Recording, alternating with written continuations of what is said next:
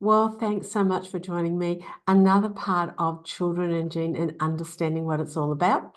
If we haven't met, I am Roselyn Owen, and I am the author of this book, The Dream Journal, that is available on Amazon and also Show Tell Give. If you're in Australia, you'll find that is the best place to get it.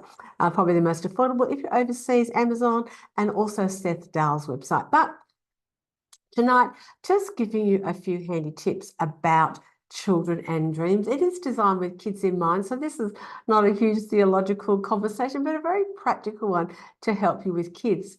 What I'm going to cover in this segment, and I may well break this up into a few videos for you, is where do dreams fit in all of your discipleship and theology about hearing God? What are the different types of dreams?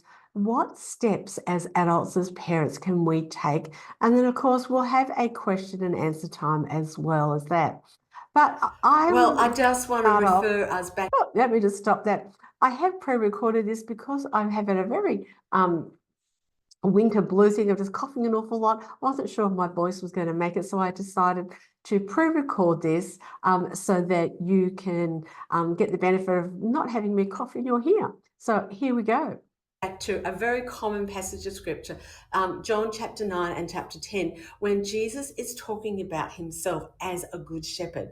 Some of you may or may know that passage of scripture. It's one of my absolute favorites, particularly over the time as I was ministering to children, that I realized that Jesus himself wants to speak to children. He wants to lead, guide, protect, provide for them.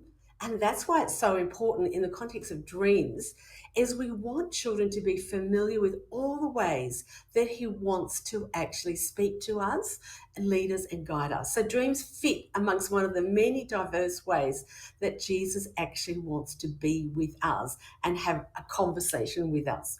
But particularly about the Good Shepherd.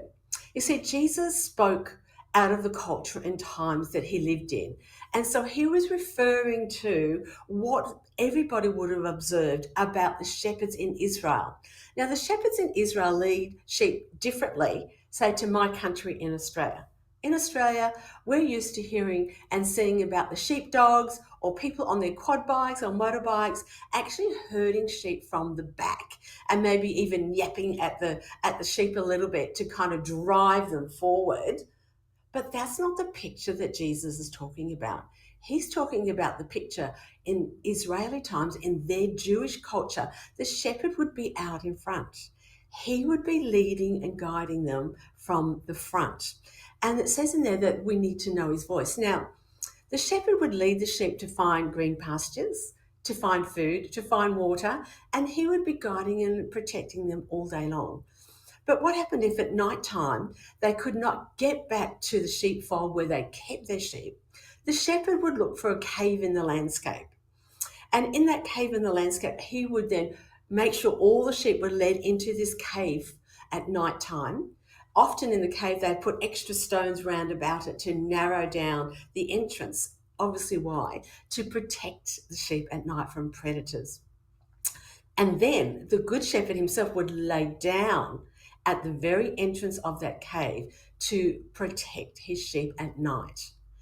I think that is an amazing picture of what Jesus is talking about, of what he is like.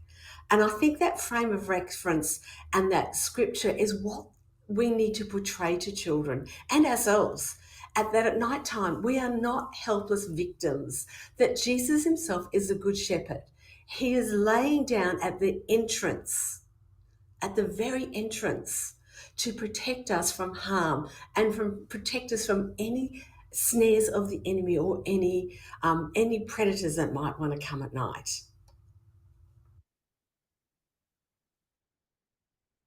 So that's the very part that really the picture that we want to portray to our children, that Jesus is the good shepherd. That's why he is the gate and he is the door.